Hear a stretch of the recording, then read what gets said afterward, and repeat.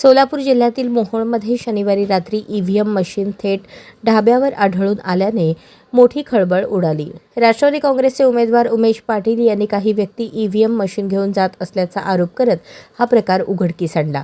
त्यांनी संबंधितांना जाब विचारत तात्काळ प्रशासनाचे लक्ष वेधले।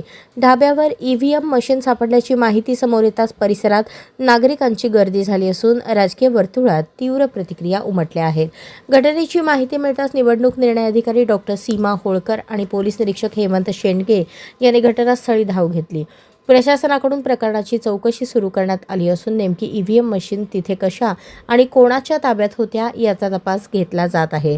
या घटनेमुळे मोहोळमधील राजकीय वातावरण चांगलेच तापले आहे। काय म्हणते त्याला मशीन असतं ते मशीनच पळवून नेल्यासारखं आहे आणि हा इतकी गंभीर बाब आहे। आणि आता या पेट्या या ठिकाणी सापडलेल्या आहेत सगळ्या महाराष्ट्रामध्ये। या ठिकाणी सगळ्या महाराष्ट्राने लक्षात घ्यायची गोष्ट आहे की ह्या पेट्या इतक्या सुरक्षित ठेवायच्या असतात की या पेट्यांच्या व्यतिरिक्त एवढं सुरक्षित दुसरं काहीच नाही आहे, दुसरं काहीच नाही आहे। रिझर्व्ह बँकेचा नोटा छापायचा साचा पळवल्यासारखा हे पेट्या म्हणजे या पद्धतीनं जर हे आणि माझ्या जिल्हा परिषद गटाच्याच आहेत, कुरुल जिल्हा परिषद गटाच्या।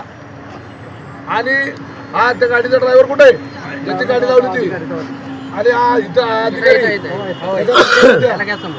नाही दुसरा गाडी ड्रायव्हर दुसरा अजून येते दुसरा पळून गेला। अरे काय काय पळून नाही त्याला आता समजलं का? दुसरा पळून गेला। पेट्या म्हणजे काय?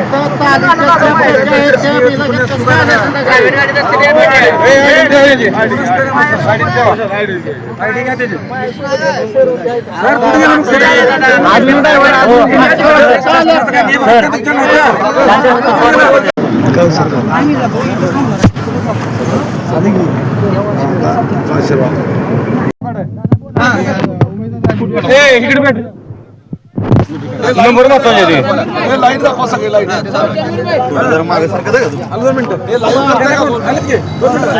लाईव्ह कोण करते